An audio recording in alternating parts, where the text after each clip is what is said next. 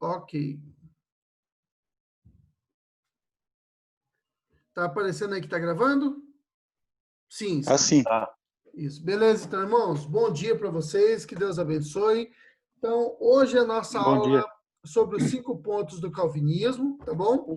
Aquela aula que nós tínhamos combinado de fazer hoje, tá? Lembra que nós tínhamos conversado sobre isso há uns 2, 3 domingos atrás. Nós tínhamos combinado que fazia parte, de certo modo, essa aula faz parte daquela aula número 6, tá bom? Que é os 5 pontos do calvinismo. Eu coloquei uma tulipa, achei essa bem bonita, tinha uma vermelha, mas eu achei essa roxa mais bonita, essa lilás, eu não sei direito ver cor, tá? As mulheres talvez digam que é lilás, homem só enxerga 16 cores, então é roxo, tá? Mas eu achei ela bem bonita, então eu coloquei essa roxa aqui, que é mais bonita, tá bom? Que é a lilás, que é a vermelha, quer dizer, que eu tinha encontrado. Mas a aula de hoje, então, é sobre os 5 pontos do calvinismo. É uma aula extra do nosso curso de catecúmenos. Ontem eu enviei para vocês um arquivo de Word. Eu espero que vocês tenham conseguido acessar esse arquivo, tá? Se alguém tem dificuldade de abrir o Word no seu WhatsApp, no seu celular, é só me dar um toque que eu transformo esse arquivo em PDF e envio para vocês, tá bom? Não me agrega dificuldade nenhuma fazer isso, tá? Antes de nós começarmos a aula, eu vou pedir para o presbítero Tarcísio nos conduzir em oração. Pode ser, presbítero? Sim, vamos orar. Ah, tá aí ainda. Ah, então, beleza. Fiquei com medo de ter caído já. Espero que não. É, Oremos. Senhor Deus, amado Pai, nós te louvamos agradecidos por mais um dia de vida, pela noite que o Senhor nos concedeu também. E agora por estarmos aqui, através do aplicativo Zoom, na aula de Escola Bíblica Dominical. Senhor, oriente e abençoe o Diogo e a todos nós que participaremos, a fim de que o assunto aqui tratado já tenha a tua prévia autorização e aprovação e que todos sejamos edificados. Nós oramos agradecidos em nome de Jesus. Amém. amém, obrigado. Entrou mais um pessoal aqui, entrou a Vitória e parece que o Guilherme, o filho da Lohane, também está assistindo nossa aula. Sejam bem-vindos, Deus abençoe. Tá? Se eu pulei alguém, irmão, você também é bem-vindo, fique tranquilo, tá? Não fique triste comigo se eu esqueci de falar seu nome. É só você me dar um toque, eu falo seu nome, pra você ficar feliz, tá bom? Bom, vamos lá então. A aula hoje, então, é os 5 pontos do calvinismo, tá? É uma aula extra, mas ela está ligada à aula da semana passada. A nossa leitura está em Efésios capítulo 2, 1. Essa eu vou ler de cor para vocês, mas eu quero que vocês abram uma leitura um pouco maior. Romanos capítulo 9, 19 a 24, tá bom? Efésios 2, 1 diz assim, ó, e ele nos deu vida, estando nós mortos em nossos delitos e pecados, tá bom?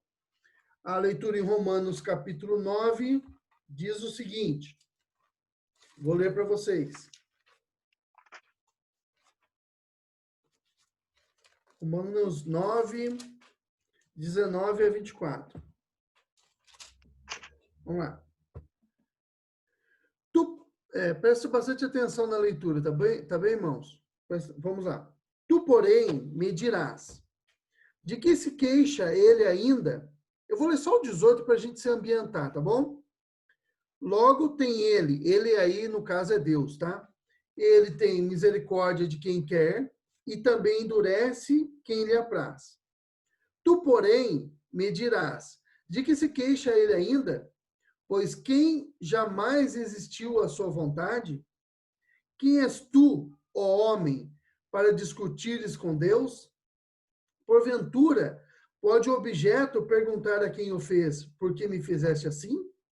Ou não tem o oleiro direito sobre a massa para do mesmo barro fazer um vaso para honra e outro para desonra?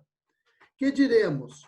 Pois se Deus, querendo mostrar a sua ira e dar a conhecer o seu poder, suportou com muita longanimidade os vasos de ira preparados para a perdição, a fim de que também desse a fim de que também desse a conhecer as riquezas da sua glória em vasos de misericórdia, que para a glória preparou de antemão, os quais somos nós, a quem também chamou, não só dentre os judeus, mas também dentre os gentios.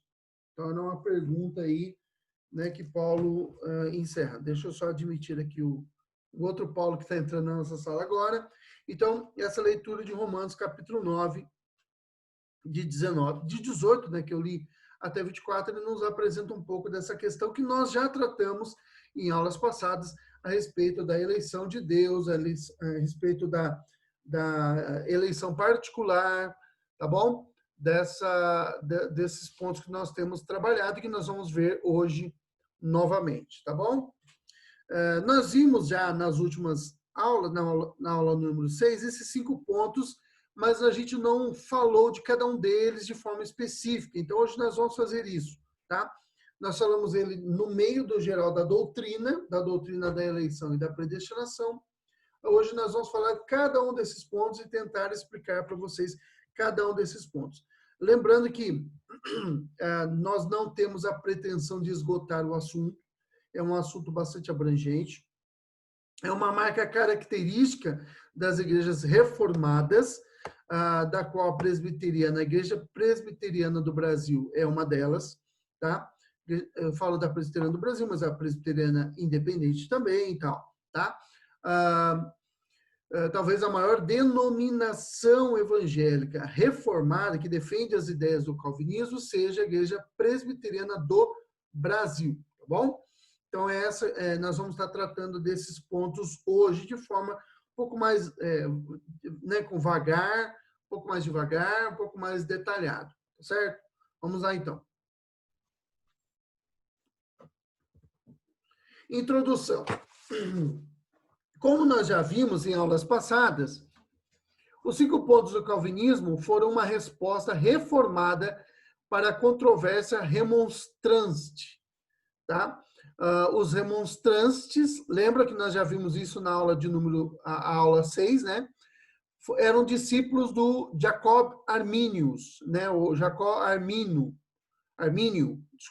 Jacob Armínio, tá bom? Essa controvérsia foi finalmente condenada no Sínodo de Dort. No texto que eu mandei para vocês, tem um pouco mais detalhada essa questão. Lógico, também é um resumo, né? Mas ela está um pouquinho mais detalhada. A palavra remonstrante, ela significa protesto, tá? Então, os remonstrantes, eles eram protestantes dentro do movimento protestante. É um negócio meio cabuloso assim, mas era mais ou menos isso, tá bom?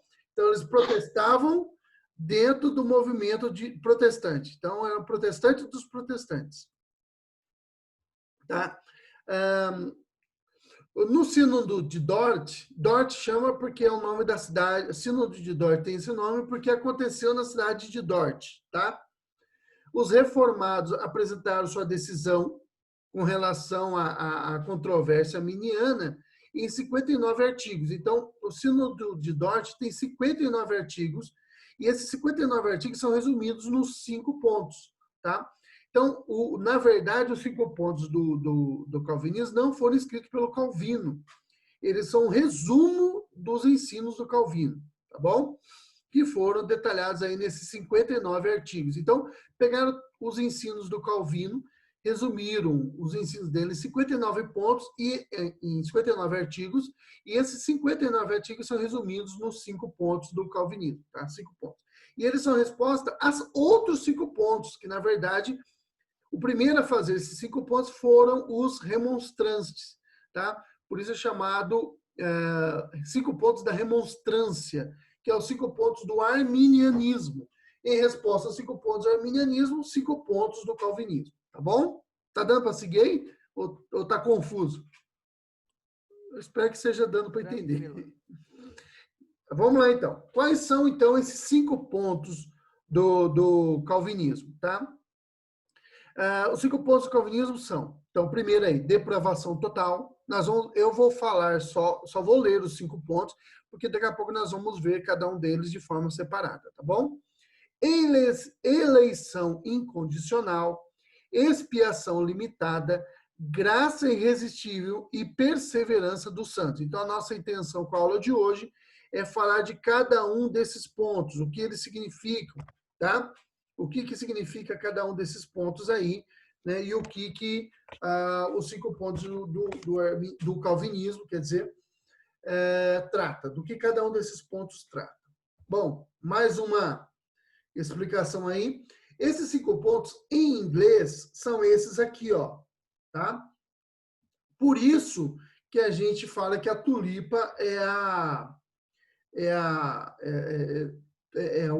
a flor que simboliza o calvinismo, porque os 5 pontos em inglês, eles formam um acróstico. Você sabe o que é um acróstico, né? É isso aí que está aí, tá? Então, cada uma das primeiras palavras dos 5 pontos formam um acróstico, que é tulip, que é a palavra inglesa para tulipa, tá bom? É a flor tulipa. Por isso que eu coloquei a tulipa aí do lado de vocês. Quer dizer, do lado de vocês. Aí do lado dos nossos slides, tá bom?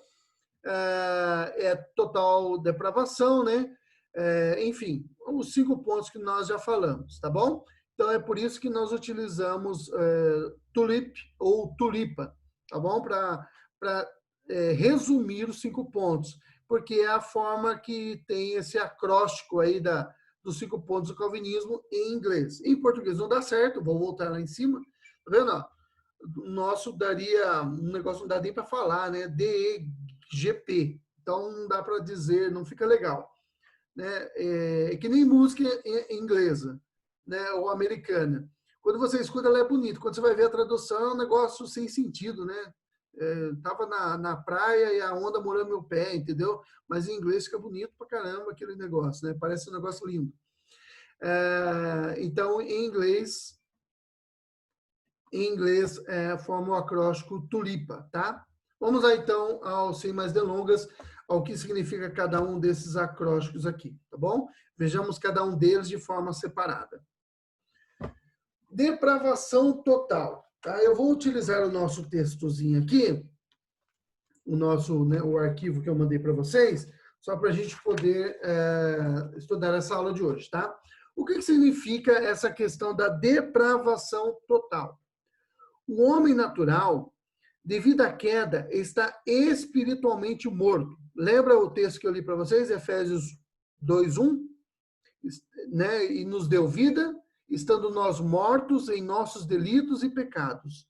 Então, é isso que Deus fez, ele nos deu vida. Por quê? Porque nós estávamos mortos. Tá? O homem natural, né? O homem, antes de converter-se, antes de ser convertido, né? Ele está morto. Tá? Devido à queda. A queda é a queda lá em Adão. Tá? Quando Adão pecou, ele morreu espiritualmente. Todo ser humano que nasce, ele nasce morto espiritualmente. Tá bom? Ele nasce em pecados, em delitos. Tá? Ele nasce morto. Ele não tem o que fazer, não tem o que ele possa fazer por ele mesmo. Tá? Ele é incapaz de, por si mesmo, voltar-se a Deus e crer de um modo salvador no Evangelho. Ele pode achar que o Evangelho é uma palavra, né? O Evangelho tem palavras bonitas, ele pode achar que ali existe alguma verdade, né? Alguma verdade, que ele nunca crê de fato, mas ele não consegue crer para a salvação, ele não consegue crer de fato no Evangelho, tá? Ele não consegue crer naquilo ali. Ele pode crer em algumas coisas, mas ele não consegue crer no Evangelho todo, crer de fato. Por quê? Porque o seu coração está endurecido, ele está morto. Ele não consegue, é incapaz de fazê-lo, tá bom? Ele é insensível à graça comum e às coisas espirituais. O que é a graça comum? Nós dividimos a graça em 2 tipos, tá?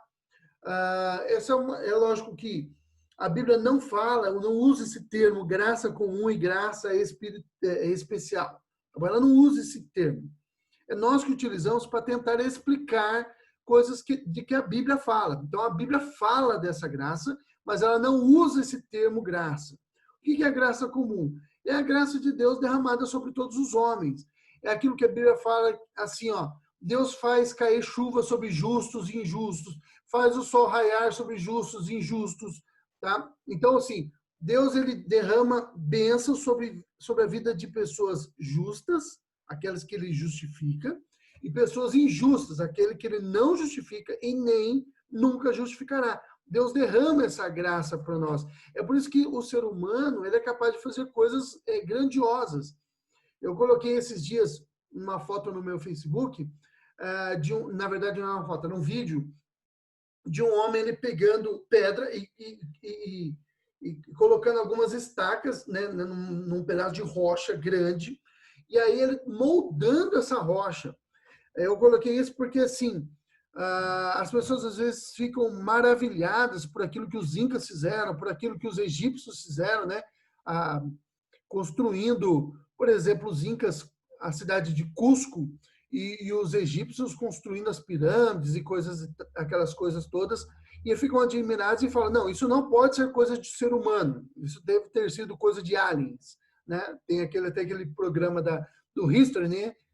Do History Channel, alienígenas do passado. E não, o ser humano não poderia fazer isso porque o corte é muito perfeito. E um homem, né, em pleno século XXI, fazendo cortes em pedra da mesma forma que os incas faziam sei lá, 700 anos atrás, talvez 1000 anos atrás. Tá? Então, o ser humano é capaz de fazer coisas grandiosas, tanto para bem quanto para mal. Tá? Por que ele é capaz de fazer coisas assim? Porque ele é a imagem de Deus. Essa imagem não foi perdida. Ela está deformada, mas ela não está perdida. Mesmo aquele homem que não é salvo, ele continua sendo a imagem de Deus. Tá? E a graça de Deus é derramada sobre ele, sobre todos os homens. Mas essa graça comum é insuficiente para que o homem creia em Deus para a salvação. Tá? É preciso que Deus manifeste graça salvadora, graça especial na vida desses homens, de alguns homens, melhor dizendo, para que esses alguns, né, sejam salvos. É aquilo que o Paulo fala lá em Romanos 9, que nós lemos, tá? Do que Deus se queixa ainda? Ele endurece o coração de quem ele quer e ele salva de quem ele quiser. E aí o Paulo fala que, olha, você não pode reclamar, porque quem é o vaso para falar para o seu oleiro, o homem que o fez, por que me fez assim? Deus faz o que ele quer, Deus é Deus, tá bom? Tem até um hino do coral que canta, eu cantei muitos anos no coral, que tem por esse título, né? E a música toda é sobre isso, que Deus é Deus, tá bom? Bom, o coração do homem é enganoso e desesperadamente corrupto. Sua vontade não é livre, tá? O arbítrio do homem não é livre, ele é escravo, tá bom? Nós vimos isso já também com Lutero e tudo mais, tá? Está escravizado pelo pecado, ou seja, seu livre-arbítrio, né, se é que ele tem, né, livre-arbítrio, se ele tivesse livre-arbítrio, ele tende necessariamente para o mal, ou seja, não é um livre-arbítrio, é um arbítrio escravo, tá bom? Não é livre. Por isso, ele escolherá naturalmente o bem, ele não escolherá naturalmente o bem em assuntos espirituais. Então, o homem não buscará o bem. Veja, nós já vimos isso também, quando nós falamos das Escrituras, acho que, se não me engano, aula 2, nós vimos que a Bíblia é a revelação especial de Deus, mas também existe a revelação natural de Deus, a revelação comum de Deus. Tá? Onde ela está, a revelação natural? Na própria natureza. Salmo 19 diz, os céus manifestam a glória de Deus e o firmamento anuncia as obras das suas mãos.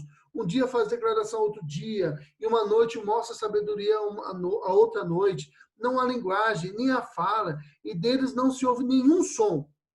E mesmo assim, a sua voz é ouvida por toda a terra. Bem, o que o salmista está dizendo ali? Olha, os céus manifestam a glória de Deus, mas o homem natural olha para isso e ele não enxerga Deus. Como pode? Porque ele está naturalmente morto. E o morto não faz nada a não ser continuar imóvel. O morto, ele não faz nada, tá? Pelo menos se espera que o morto continue morto. Se você vê um morto andando por aí, você vai achar bem estranho, né? Eu talvez saia correndo para isso. Só em filme de terror que a gente vê isso, né? Ou em filme de Walking Dead, essas séries assim, ou Resident Evil, essas coisas, né? A gente não vê na vida normal, no cotidiano, tá bom? Bom, essa questão da depravação total também é bastante importante a gente pensar sobre isso. Elas têm mais a ver, ó, tá aqui, ó, embaixo, aqui, ó. Estou passando o mouse aqui, vocês estão vendo aí. Ela tem a ver com a abrangência e não com a intensidade. O que eu quero dizer com isso? Quando a gente fala que o homem é totalmente corrupto ou totalmente depravado, não significa que nós estamos falando de intensidade. Ele é o mais corrupto e depravado. Ele é tão mal quanto ele pode ser. Por que ele não é tão mal quanto ele pode ser? Porque a graça comum refreia isso. Tá? É uma forma de Deus refrear a maldade humana. Isso é graça também. Mesmo para aqueles que são perdidos e que estarão perdidos para sempre, tá? Que não serão salvos. Deus refreia a maldade. Então, mas do que eu quero dizer, ou então o que o pessoal lá do Sino de Dort quis dizer com depravação total? Significa a abrangência dessa depravação, tá? Ou seja, todos os aspectos da vida do homem estão corrompidos. Tá? Então, a política está corrompida, enfim, a ciência está corrompida, a nossa linguagem está corrompida, a economia nossa é corrompida, nossa sociedade é corrompida. Então, onde o homem está, há corrupção, há maldade nesses ambientes, tá bom? No ambiente político, científico, enfim, econômico, social, religioso, tá? Em todos esses ambientes, há corrupção, há maldade, tá bom? Então, existe perversão, porque o ser humano está ali. Então, veja só, se eu for fazer uma forma de explicar, nós não estamos falando de corrupção total na questão de profundidade, mas nós estamos falando na questão de abrangência, tá bom? Todas as áreas da vida nossa estão corrompidas. Nossos relacionamentos são corrompidos, né? Nós temos um amigão lá, mas de vez em quando a gente sente inveja desse amigo, ou ele sente inveja da gente, tá bom? Nós amamos e nós temos a nossa esposa, eu não tenho marido, mas você tem algumas mulheres aqui conosco que têm seus maridos, tá? Mesmo ali existe corrupção, a gente briga, a gente discute por causa de bobagem, entendeu? Então, por exemplo, as mulheres têm, é uma brincadeira agora, tá? Elas ficam pegando no pé dos pobres, dos coitados maridos, porque eles esquecem a toalha molhada em cima da cama. Olha que bobagem, entendeu? Coisas bobas assim, entendeu? Porque ele prometeu que ele ia arrumar a torneira e faz 6 meses que ele não arrumou ainda, como se precisasse ficar lembrando de 6 em 6 meses aquilo que o homem não faz, entendeu? Então, essas coisas assim, brincando, né, mas falando sério, todos esses aspectos da nossa vida estão corrompidos, tá bom? Estão corrompidos. Vamos lá. Então, deu para entender esse ponto aí? Então, o homem é totalmente depravado, ele não, em todos os aspectos da sua vida. Então, ele não consegue, ele está morto, ele não consegue fazer nada por ele se Deus não vier até ele e lhe der vida, tá bom? Seguindo para o próximo. Bom, aí tem umas passagens bíblicas aqui, não são todas, mas também eu coloquei algumas, tá? Salmo 51:5, Jeremias, tal, tem aqui algumas passagens bíblicas que subsidiam, tá? A nossa, essa questão aqui da depravação total, tá bom? Esse ponto aqui. Vamos lá para o segundo ponto. Eleição incondicional. Do que tratamos quando falamos da eleição incondicional, tá bom?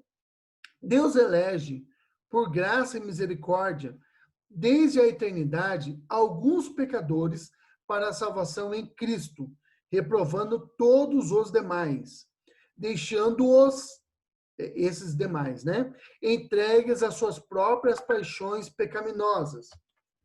As suas próprias paixões pecaminosas. Peraí, deixa eu achar onde eu... tá. E por fim, sob a sua justa ira, para uma punição eterna por causa dos seus pecados. Lembra aí Romanos 1, tá? Romanos 1 diz o quê? Que Deus, ele se... Vamos ler lá Romanos 1. Não é todo o livro de Romanos 1, tá? Ou melhor, desculpa, não é todo o capítulo 1. Versículo 18, diz assim, ó, a ira de Deus se revela do céu contra toda a impiedade e perversão dos homens que detêm a verdade pela injustiça. Porquanto, versículo 19, tá? Li o 18, 1:18, agora o 19. Porquanto o que de Deus se pode conhecer é manifesto entre eles, porque Deus lhe manifestou.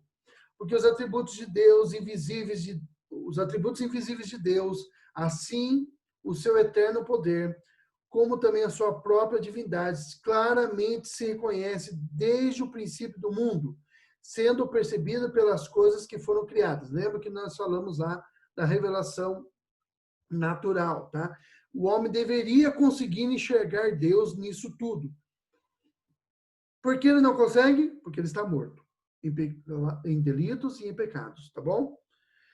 Olha o que Deus aqui diz assim, olha o que Deus diz, Paulo diz aqui, né, a respeito de Deus.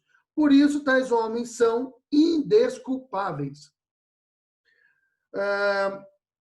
Ele vai dizer aqui por 3 vezes, no versículo 24. Por isso, Deus os entregou suas paixões, entregou tais homens à imundície, pelas concupiscências de seu próprio coração.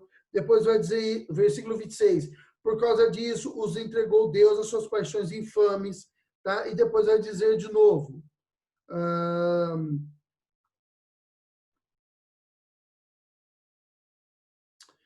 tem 3 vezes aqui, tá bom? Eu estou lendo com pressa aqui, não vou encontrar quando eu estou com pressa, eu não encontro. Eu preciso estar instalando os dentes aqui, que eu estou demorando. Então, vamos lá. Então, por 3 vezes aqui o texto diz que Deus os abandonou, tá? Aos seus próprios raciocínios, tá? Às suas próprias paixões. Então, Deus entregou esses homens às suas próprias paixões, tá bom? A eleição de determinados pecadores feitos por Deus não é determinada e nem condicionada por qualquer qualidade ou ato previsto no homem, tais como a fé ou o arrependimento. Ao contrário, esses atos são o resultado e não a causa da escolha divina. Por que eu frisei essa parte aqui? Porque os arminianos, os remonstrantes, eles diziam o seguinte, que Deus ele anteviu a fé daqueles que iriam crer e deu fé para essas pessoas. Aí nós temos uma contradição de termos, né? Se ele viu que as pessoas iriam crer, por que ele precisou dar fé para essas pessoas? Se elas já iriam crer de qualquer forma. Nós temos um problema conceitual aí.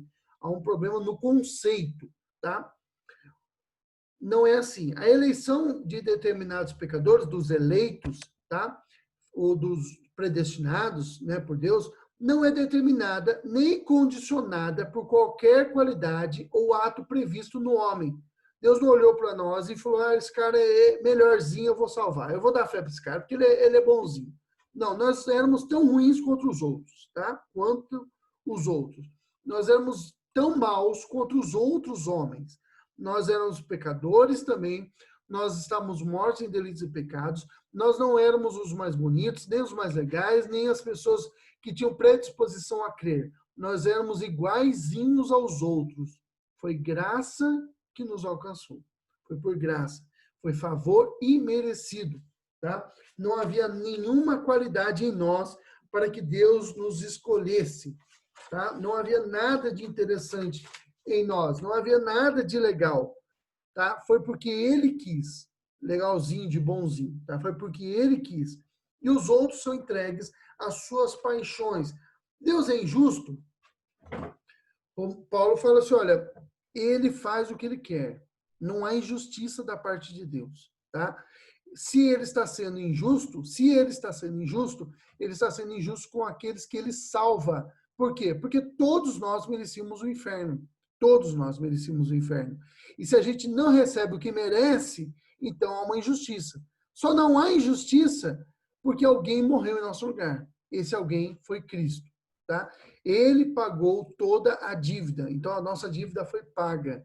Tá? E por causa da dívida ter sido paga, que nós podemos ser justificados diante de Deus. Tá bom? Então, a eleição é incondicional, não é condicionada a nada. É isso que significa, tá? Não é porque ele olhou e falou, pensou o seguinte, lá na eternidade, Deus pensou assim, bom, se determinados seres humanos preencherem determinadas condições, essa e essa, eu vou salvar essas pessoas. Não foi isso. Nós não tínhamos condições de corresponder a nenhuma condição que Deus colocasse. Por isso, o que ele fez, ele elegeu de forma incondicional e ele mesmo supriu aquilo que precisava ser suprido, tá? De nossa parte, tá bom? Lembra lá o que está escrito em Romanos 19, 24. Vou ler novamente para vocês. Mas algum de vocês me dirá, então, por que Deus ainda nos culpa? Pois quem resiste à sua vontade? Mas quem é você, ó homem, para questionar a Deus? Acaso aquilo que é formado pode dizer o que formou, porque me fizeste assim? O oleiro não tem direito. O oleiro é o cara que faz o vaso, né? O oleiro. Ele não tem direito de fazer do mesmo barro um vaso para fins nobres e outros vasos de ira, preparados para destruição? Que dizer, se ele fez uns para tornar conhecidas as riquezas de sua glória, os vasos de sua misericórdia, que preparou de antemão para sua própria glória, ou seja, a nós, a quem também chamou, não apenas dentre os judeus, mas também dentre os gentios? Então, Deus elegeu de forma incondicional tanto judeus como gentios, ou seja, não judeus, para sermos pessoas salvas, tá? Para sermos salvos nele, tá bom? Então, a sua eleição foi incondicional. Vamos lá. Expiação limitada, terceiro ponto aí. Tá dando para entender, irmãos? Tô indo muito rápido, tá tranquilo? Balance a cabeça aí, tá? Eu não consigo enxergar todos, o Tarcísio está balançando, estou vendo o Tarcísio, aí está balançando a cabeça. Beleza, Tarcísio, então é nós. Eu espero que o restante esteja compreendendo também, tá bom? Lembrando, irmãos, que esses pontos, eles estão entrelaçados, tá? A gente fala deles de forma separada, mas eles estão entrelaçados. Então, estão vendo que um completa o outro aí na nossa análise, tá bom? Vamos lá. Expiação limitada ou expiação particular. Nós também já vimos isso em aulas passadas, tá? Mas vamos ver aqui com mais vagar. Cristo, como representante dos eleitos, ou seja, Cristo é o nosso cabeça federal. Nós tivemos dois cabeças federais, né? O ser humano. O primeiro foi Adão, tá? Ele, ao pecar, todos nós nos tornamos pecadores nele, né? Juntamente com ele. E o nosso segundo cabeça federal, ou seja, o nosso segundo representante legal diante de Deus, foi Cristo. Ele não representa todos, ele representa apenas os eleitos. Nós vimos isso também nas aulas sobre a aula número 6, né? O outro lado do plano da salvação. Nós vimos isso lá. E eu até recomendei para vocês a leitura do livro Por Quem Cristo Morreu. Tá? Lembra-se disso. Então, a eleição é limitada, a expiação, desculpa, é limitada. Jesus não morreu por todos os homens, é isso que significa. Jesus morreu por um grupo específico de homens. A limitação não está no poder salvador da morte de Cristo. Ele poderia ter salvo todos os homens, tá? O preço que foi pago é infinito. Ele poderia ter pago por todos os homens, mas ele escolheu um grupo particular de pessoas para expiar, para salvar, para morrer no lugar, para representar, tá bom? Ela supriu a satisfação da justiça de Deus. O que a justiça de Deus exigia? A morte do pecador, a morte eterna do pecador. Não só a morte física, como a morte no inferno do pecador, tá? Jesus, ele supriu, né? Ele morreu em nosso lugar. Ele supriu, ele satisfez a justiça divina. E como ele era santo, ele ressuscitou, tá bom? Ele supriu todas as exigências da justiça de Deus. recebendo a condenação no nosso lugar, tá? No lugar dos escolhidos, para que eles pudessem, os escolhidos, não todos, os escolhidos apenas, tá? Pudessem ser declarados justos pelos seus méritos, tá bom? Eu marquei uma parte aqui em vermelho que a gente precisa lê-la com mais calma, tá? E prestar atenção no que a gente está lendo aqui. Essa expiação é suficiente para todos os homens, tá bom? Ela seria suficiente para todos os homens. Não significa, como alguns falam, tá, que ela poderia ter salvo todos os homens. Porque se Jesus tivesse morrido por todos os homens seriam salvos, tá bom? É isso que a gente precisa ter cuidado, tá, para pensar. Jesus não morreu por todos os homens, mas salva somente os eleitos. Ele morreu para os eleitos, no lugar dos eleitos. Porque o que Jesus conquistou com a sua morte? Ele conquistou a salvação. Se ele conquista a salvação com a sua morte, todos estariam salvos, se ele tivesse morrido por todos. Tá bom? Então aí nós temos que tomar muito cuidado com a forma que a gente pensa as coisas. Porque a forma que a gente considera, pensa essas coisas, é a forma que a gente vai compreender essa doutrina. Jesus, a morte dele seria sim suficiente para salvar todos os homens, mas ele não morreu por todos os homens, ele morreu somente pelos eleitos. Bom? Nós oferecemos o convite a todos os homens, o convite é universal. Você sabe quem são os eleitos? Eu não sei. Ninguém sabe.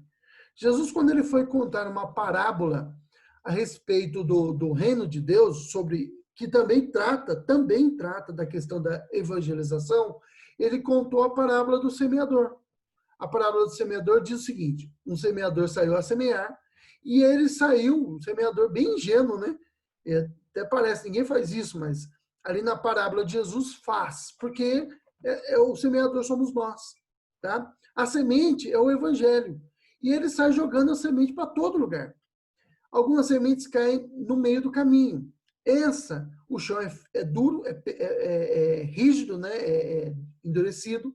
Ela nem aprofunda na terra, ela fica ali mesmo nas pedras, no caminho duro. Os passarinhos vêm e comem, tá? Não resulta em nada. Outras caem em terra, uma cai numa terra cheia de pedras também, mas ela aprofunda, chega a afundar ali, mas o pedaço de terra boa é muito, muito curto, muito pequeno, muito estreito, a faixa de terra boa. Então, ela não forma raiz. Então, ela cresce muito rápido, né, aquela planta, mas vem o sol, os cuidados dessa vida e matam aquela planta. Tá? Então, os sofrimentos dessa vida, melhor dizendo, e mata aquela planta, ela não dá em nada.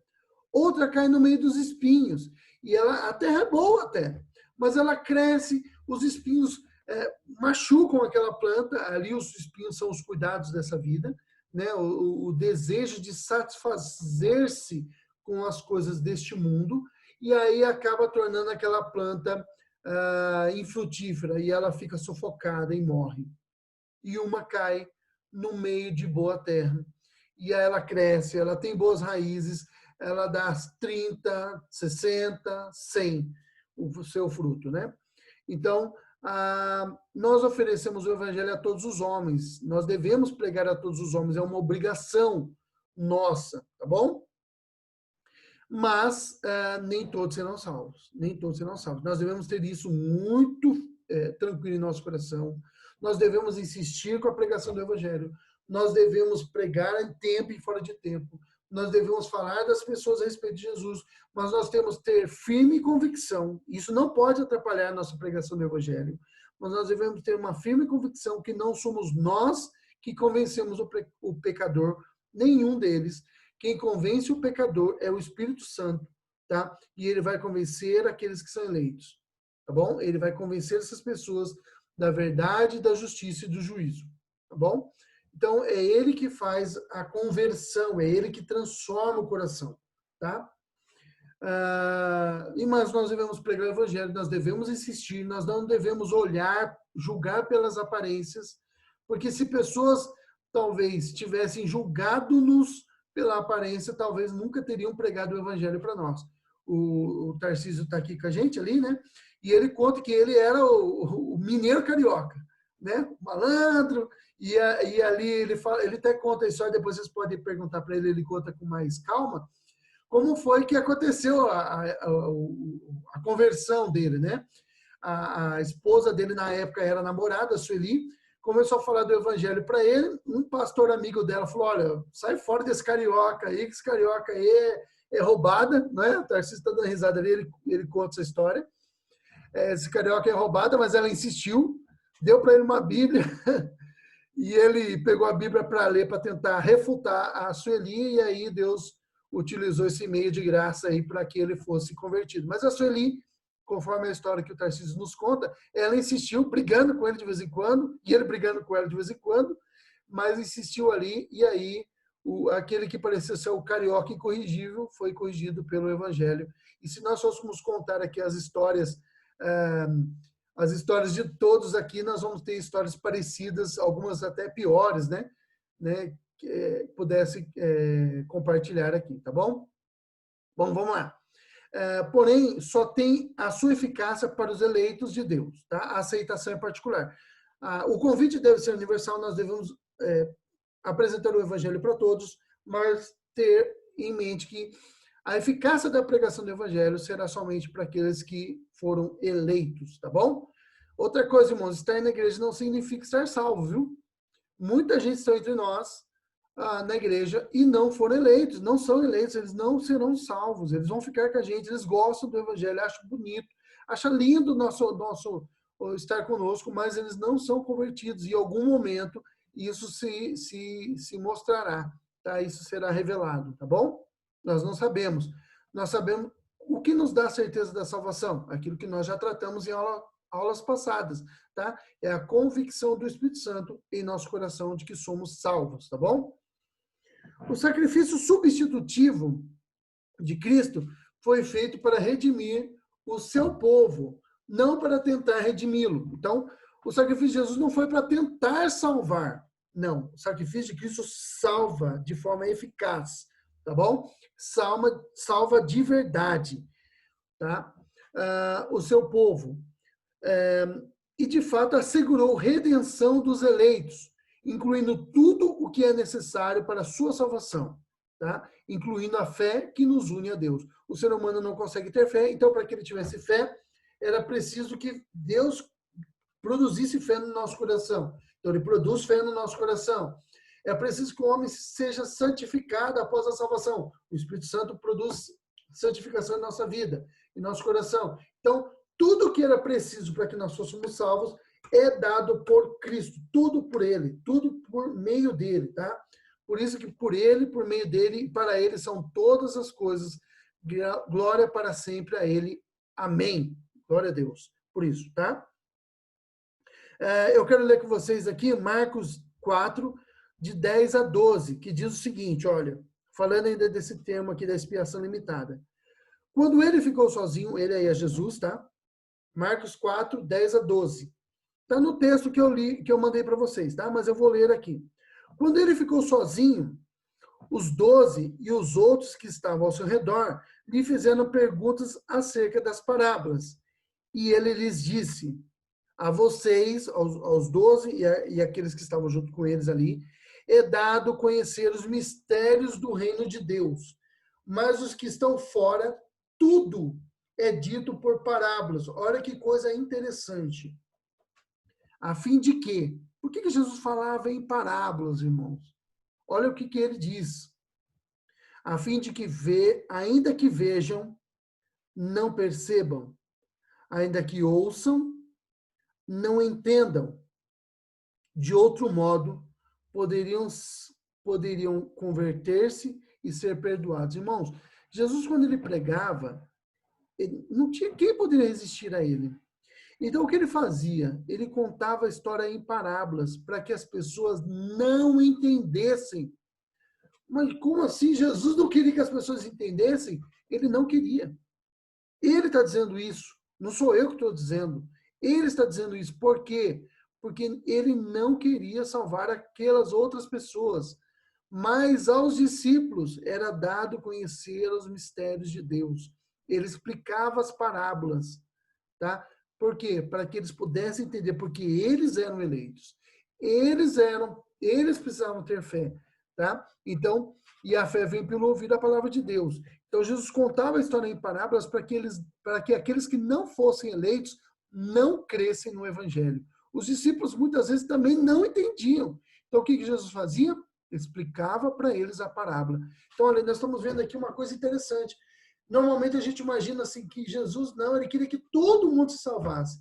Mas ele não diz isso. O que ele diz? Ele diz que ele falava e ele pregava em forma de parábolas para que as pessoas não entendessem o evangelho, para que elas não fossem salvas, tá? Todos não. Aqueles que estavam fora do seu aprisco, aqueles que não eram suas ovelhas, tá? Nem ovelhas fora do seu aprisco, né? Porque ele depois diz, eu vou para outros apriscos, aí ele está falando de ir para os gentios, né? Entre os gentios haviam eleitos, mas aqueles que não são eleitos, a eles é encoberto o evangelho, eles não poderão crer. Existe um negócio que é dito lá no livro de Apocalipse, que chama-se operação do erro.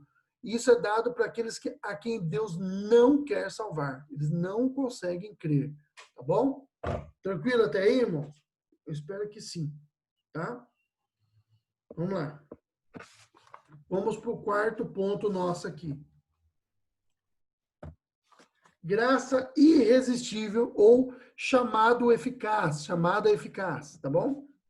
Além da chamada externa à salvação, que é o convite universal, feito a todos que ouvem o evangelho e que pode ser efetivamente,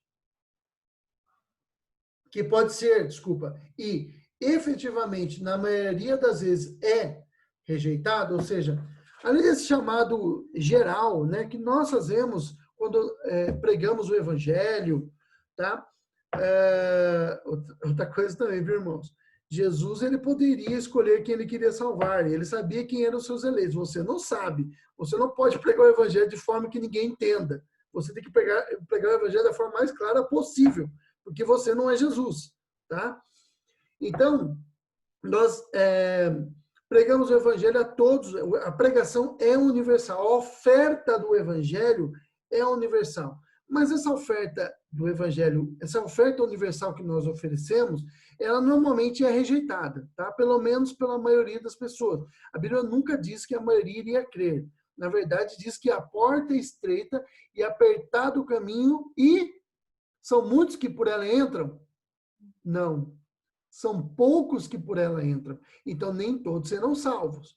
Nem todos nem todos crerão. Tá bom? Na verdade, a minoria que vai crer, tá? É menos, a quantidade é menor. A maioria não crerá. A maioria não vai crer no evangelho. A maioria vai se perder, tá bom? Por mais que a gente se esforce, tá? Deus concede graça aos eleitos, tá bom? Por sua chamada especial interna. Então, a nossa oferta ela é externa, mas há algo que acontece no interior, na mente e no coração das pessoas. Não dá para você ver o meu coração, mas eu estou mostrando aqui, tá? No coração das pessoas. Esse trabalhar na mente e no coração é obra do Espírito Santo, é obra de Deus, tá? Realizada pela operação eficaz do Espírito Santo, que infalivelmente, é infalível, não falha nunca, tá? Traz esse homem à salvação. A graça e a chamada de Deus, essa convocação de Deus aí, né? Sempre resultam, sempre resultam na conversão do eleito. É irresistível, nós não temos como resistir. É algo irresistível. Você não consegue rejeitar. O eleito não consegue rejeitar a graça. Ela vem, ela nos seduz e ela nos atrai. Tá? Paulo fala que ela leva todo entendimento cativo ao conhecimento de quem Deus é. Tá? Então, ela leva o nosso conhecimento preso, cativo, ao conhecimento de quem Deus é.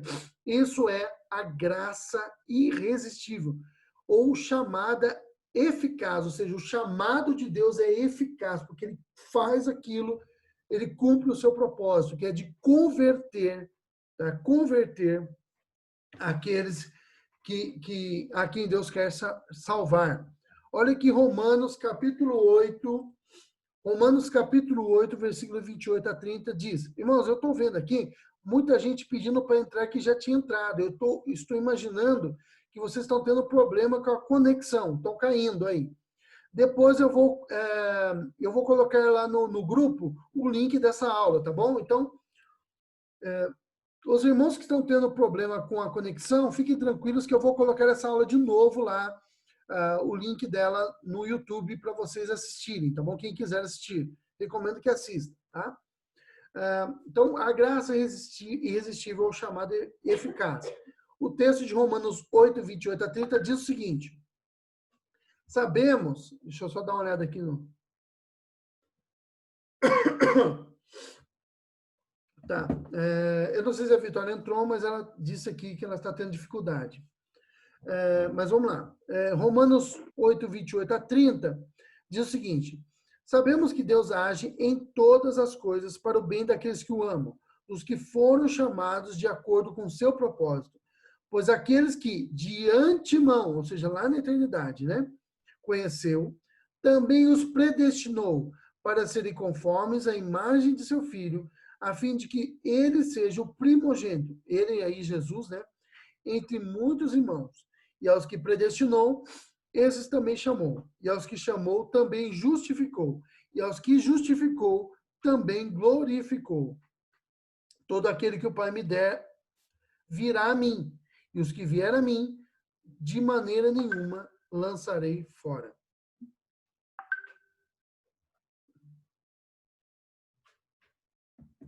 Ok. Então, veja só. Todos aqueles que o Pai deu para Jesus, ou seja, aqueles que ele elegeu antes da fundação do mundo, ele deu para Jesus, todos esses virão até Jesus. Esses virão até ele. Né? Lembra de quando Jesus falou assim, olha, quando eu for pendurado, eu atrairei todos a mim. Todos aí não é todos e qualquer um, né? E cada um dos homens. É todos aqueles, né? Lembrando que a gente já viu isso, tá? Todos aqueles que ele elegeu, tá? Todos virão até ele. E esses que o Pai deu a ele, de maneira nenhuma ele lançará, não se perde nunca. Estão guardados na mão de Cristo. E na mão de Cristo, irmãos, ninguém pode arrancar você da mão dele. Você está protegido para sempre. Tá? O diabo, as forças demoníacas, as hostes espirituais da maldade, todas as legiões infernais não conseguem retirar você das mãos de Cristo. Ele é o Deus Todo-Poderoso. Tá? Nenhum demônio do inferno, e nem todos eles juntos conseguem arrancar você de lá, porque você está guardado na mão de Cristo, tá bom? A graça é irresistível, tá? Não tem como você resistir. Eu vou resistir ela. Não, você não consegue. E aqueles que não foram salvos? A graça não é irresistível.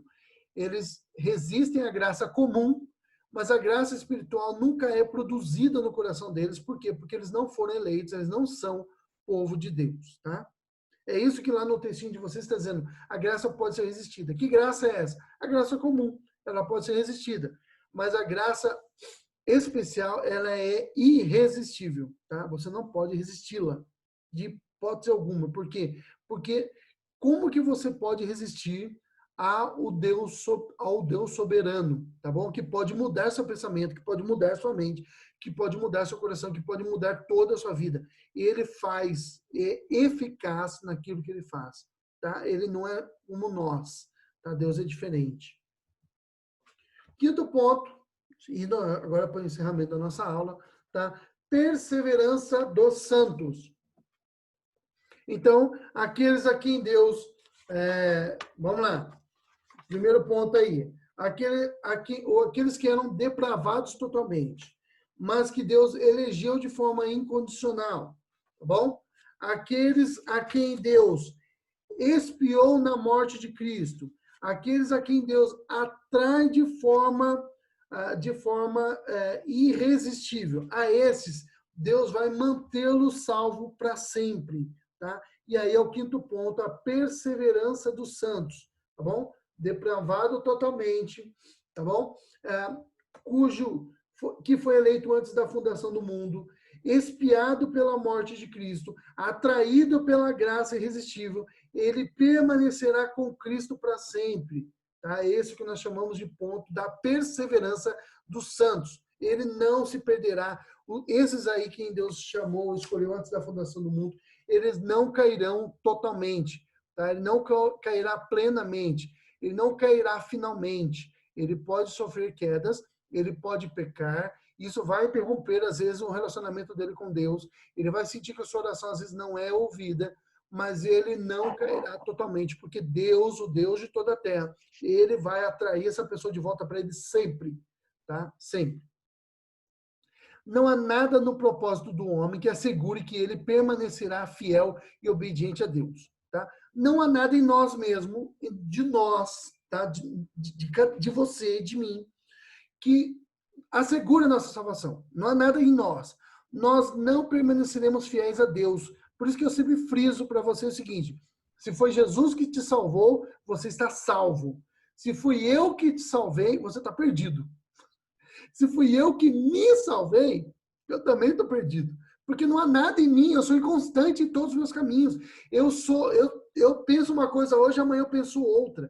Tá? Nós somos inconstantes, nós não somos os mesmos sempre. Hoje você não é igual você era ontem, você não é nem o mesmo que você era 1 minuto atrás.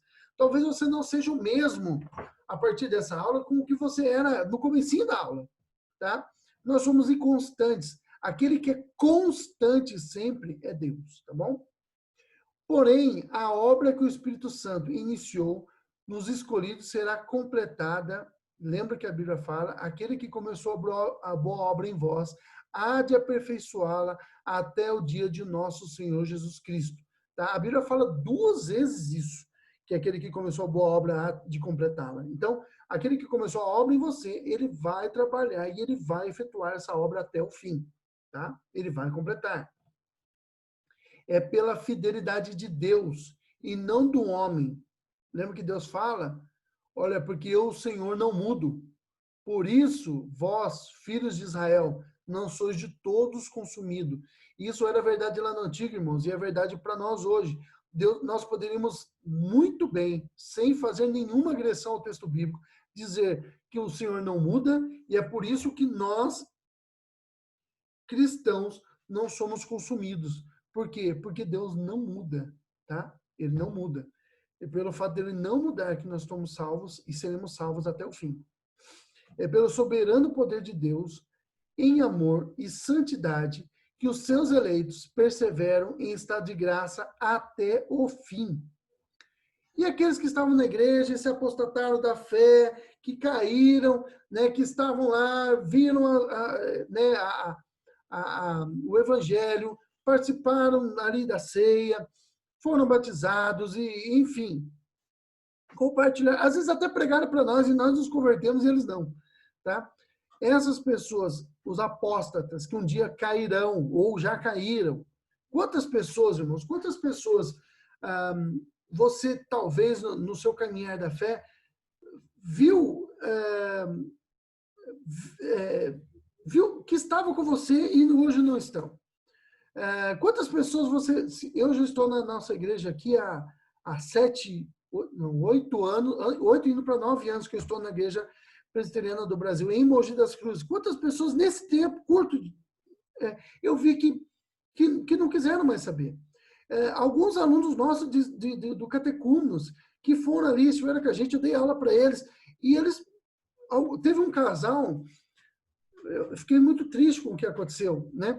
Eles estavam ali e tal, e eles foram se distanciando, e nós tentando entrar em contato com eles, muita dificuldade de entrar em contato com eles, conseguimos o contato. Eu tentei contato com eles, no comecinho eles até interagiram. A Priscila entrou em contato com a esposa, a Priscila, minha esposa, né? Entrou em contato com a esposa dele, né? A esposa do casal ali. Ela no começo aceitou, até que chegou um ponto que ela falou assim, olha, eu não quero mais. Faça um favor para mim, não me procure mais. Falou desse jeito. E aí, a partir daí, o que eu pude fazer? Não tinha mais o que fazer. Quando eu fui batizado nas águas, né, batizado em 93, daquele grupo que foi batizado junto comigo, irmãos, acho que só tem duas pessoas que até hoje estão na igreja, tá? Eu e mais uma pessoa, mais uma moça. Então, assim, daquele grupo todo, quando eu fui batizado, acho que se batizaram junto comigo, acho que umas 16 ou 17 pessoas. Eu não lembro exatamente quantas pessoas. Só duas permaneceram, tá? E nem sei se essas duas ainda vão. Eu espero que eu seja um eleito, creio em Deus, né? Que eu vou permanecer até o fim. Mas eu espero que a outra também seja, né? Que permaneça até o fim. Mas quantos a gente viu né, no que estavam com a gente na caminhada e se perderam? Alguns vão voltar, né? Estão naquele momento de distanciamento de Deus, mas eles vão retornar. Talvez nunca foram convertidos, mas um dia serão, tá? Mas alguns não vão voltar, porque nem todos que estão, a Bíblia diz que nem todos que diz Senhor, Senhor, entrarão no reino dos céus, tá? Somente aqueles que fazem a vontade de Deus. E quem é que faz a vontade de Deus? Aqueles que foram transformados em Cristo para as boas obras, tá? Então, assim, mas quem poderá se salvar? O pastor falou isso hoje na devocional. Aquilo que ao homem é impossível é perfeitamente possível para Deus. Aqueles a quem Deus salvou, eles não se perderão. Eles não se perderão, tá? Eles não cairão finalmente. Eles vão permanecer firmes até o fim da jornada, tá? Terão dificuldades, eles enfrentarão problemas, mas eles permanecerão firmes até o fim da jornada, porque aqueles que o colocou na corrida, né, que colocou nessa jornada, ele vai nos conduzir até o fim, até o final, tá bom?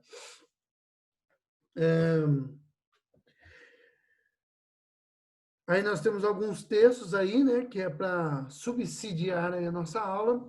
O texto de Filipenses 1:6 diz o seguinte, olha, estou convencido que aquele que começou a boa obra em vós vai completá-la até o dia de Jesus Cristo. Filipenses 1:6 foi o texto que eu já tinha lido para vocês aqui, tá bom? Enfim, vamos para a nossa conclusão aqui. Os 5 pontos do calvinismo resumem a compreensão teológica reformada. Lembrando que esses 5 pontos, irmãos, eles não estão alicerçados na eleição e na predestinação. Não. É um engano quando a gente pensa isso. Eles fazem parte disso, mas eles estão ancorados na doutrina da soberania de Deus sobre a história. Deus é o Senhor da história. A Ele pertence a salvação. Glória a Ele para sempre. Amém. Tá? Não foi Calvino que escreveu os 5 pontos, mas eles resumem os 5 pontos os 5 pontos de calvinismo resumem toda a obra do Calvino, tá? Resumem todo o seu arcabouço de ideias teológicas, tá bom? Resumem aquilo que nós cremos enquanto cristãos reformados, que Deus é o soberano da história, que ele é irresistível, tá? Se ele é o soberano, o que ele faz vai acontecer, o que ele diz vai acontecer, quer você queira, quer não, quer os homens queiram, quer eles não queiram, as coisas vão acontecer da forma que Deus quer, irremediavelmente, não tem remédio para isso. Ele é o soberano. A doutrina da soberania de Deus é a doutrina mais importante para nós cristãos, tá? Foi por soberania que ele enviou o seu filho, por vontade soberana dele, por vontade soberana ele nos salvou, por vontade soberana ele decretou a nossa salvação, por vontade soberana ele escolheu pessoas antes da fundação do mundo, por vontade soberana ele impõe a sua vontade sobre a nossa vontade, e isso é graça, isso é favor imerecido. Ele nos salva, ele nos redime, e pela sua vontade soberana nós estaremos com ele firmes até o fim da nossa jornada, tá?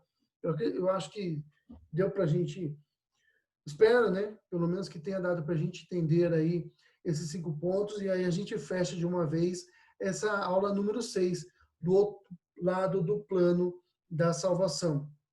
Espero que tenha sido bastante claro para vocês. Quando eu entendi isso tudo, irmãos, foi difícil. O maior tempo da minha vida eu não fui calvinista, eu era arminiano. E quando eu entendi isso lá, por volta do ano 2009, 2010, quando eu entendi isso, eu tive uma transição entre 2007, mais ou menos, e 2009, 2010, quando eu me convenci, uma transição entre o arminianismo e o calvinismo, até que eu falei, meu, não tem como juntar, ou é um ou é outro, não tem como. Mas quando eu compreendi isso, lendo Romanos 8, 9 e 10, quando eu compreendi isso de uma vez, eu acho que foi, eu acho não, tenho certeza que foi agir de Deus no meu coração. Quando eu compreendi isso, foi como se Deus agigantasse diante dos meus olhos e ele se tornou imenso, imenso, imenso.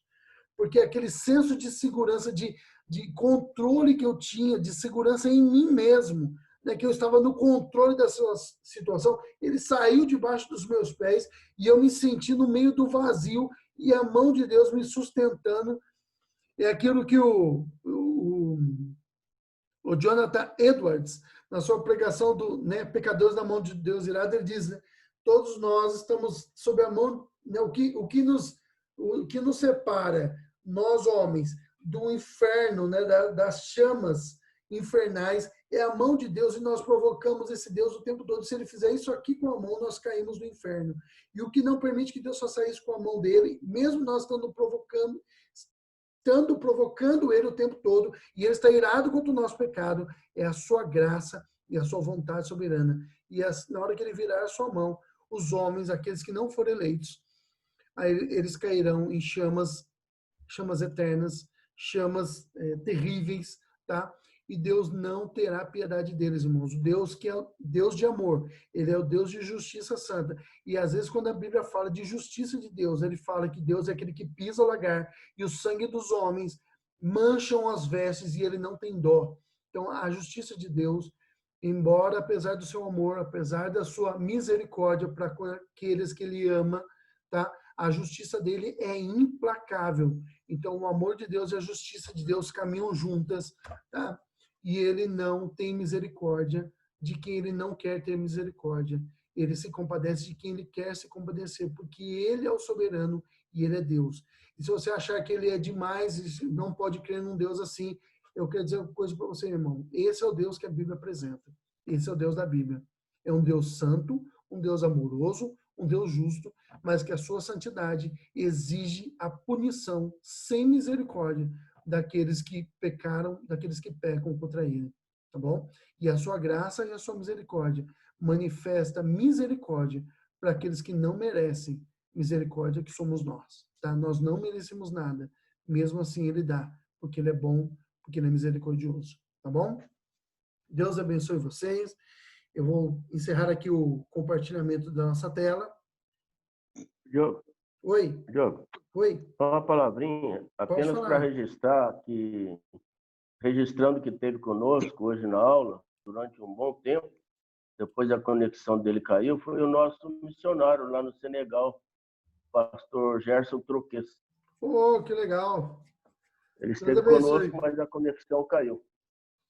Que pena, né? Mas que legal que ele esteve conosco aqui. Esteve conosco hoje aí. Que legal. Então, eu vi, assim, algumas pessoas pedindo para entrar, mas eu só fico aqui no botão aqui aceitando, eu nem vejo quem é. Tá? Então, mas que legal. Que pena que caiu, né? Mas é isso aí, irmãos. Eu espero que tenha sido esclarecedor essa aula, espero que tenha ajudado. Talvez alguns de vocês já saibam disso tudo que eu falei, mas eu gosto sempre de relembrar, né? Nossa aula aqui é para relembrar muita coisa que a gente sabe e esquece, alguma coisa que a gente sabe e a gente precisa refinar, e algumas coisas que a gente não sabia, a gente aprende, tá bom? Deus abençoe todos vocês aí. Eu estou vendo aqui o Danilo Fusarro, por ordem aqui que está na minha tela, tá? Dona Marisa, o Tarcísio, a Enilza, a Daniele, a Lívia, a Luísa, o Cláudio, o seu Orestes, o Danilo Dávila, a Lohane, que está com a fotinha ali do Arthur, o Guilherme Batista, a Gorete, o João Toledo, o Paulo, a Victória, a Nádia, a Irene, e eu sei que junto com a Lohane está o Guilherme, filho dela. Deus abençoe vocês. A Daniela está também com o Saulo ali, né? Eu leio o nome, mas eu esqueço de ler o Saulo. O Saulo está aí também, tá? Deus abençoe. Se tem mais alguém que está acompanhando, está com a Priscila aqui do meu lado aqui também, a minha esposa, tá? Ela está dando tchau ali, não dá para dizer. Ela está vendo a mãozinha dela aparecendo ali, ó. Tchau para vocês. Deus abençoe, irmãos. Um ótimo domingo. Que Deus abençoe vocês muito. A aula de semana que vem será a aula 7, tá? Dê uma lida no livro, tá? Como surgiu o presbiterianismo. Nós vamos tratar um pouco de questão histórica aqui. Nós vimos questões doutrinárias, nós vamos ver agora um pouquinho de história da nossa igreja. Né? De onde veio a igreja presbiteriana, tá? De onde que ela surgiu, como foi que surgiu esse movimento, tá bom? É bom porque essas aulas ajudam, essas aulas históricas ajudam a gente criar uma identidade. Ué, quem sou eu, né? Quem sou eu na fila do pão? Quem sou eu aqui de onde veio essa igreja presbiteriana? Eu lembro que quando eu me uni à igreja presbiteriana, eu não sabia quase nada sobre a igreja presbiteriana. Eu sabia que tinha o Augusto Nicodemos pregando, eu sabia aquilo que todo mundo sabe, né? Que tinha doutrina reformada, essas coisas, mas de história da igreja presbiteriana eu não sabia. Quando o meu pastor, pela primeira vez, lá em 2009, 2010, falou do Simonton para mim, eu não fazia a mínima ideia de quem era esse homem, entendeu? E aí eu fui estudar ali o diário dele, é muito bom, recomendo que leiam o diário do Simonton, tá? Inclusive é uma das leituras recomendadas aqui. Não o pastor fala obrigatória, a gente não obriga você a comprar, mas seria muito bom se você pudesse ler, tá? Seria um daqueles livros que todo presbiteriano inteligente deve ler, tá? Baseado naquele livrinho amarelo. Eu já indiquei para vocês. Deus abençoe vocês, um ótimo domingo. Já deu a hora nossa aqui. Tchau para vocês, um abraço. Fiquem na paz. Até domingo que vem, se Deus quiser. Priscila está dando tchau aqui, ó. Parece que... Tchau. Tchau, irmãos. Deus abençoe. Estou encerrando aqui, tá?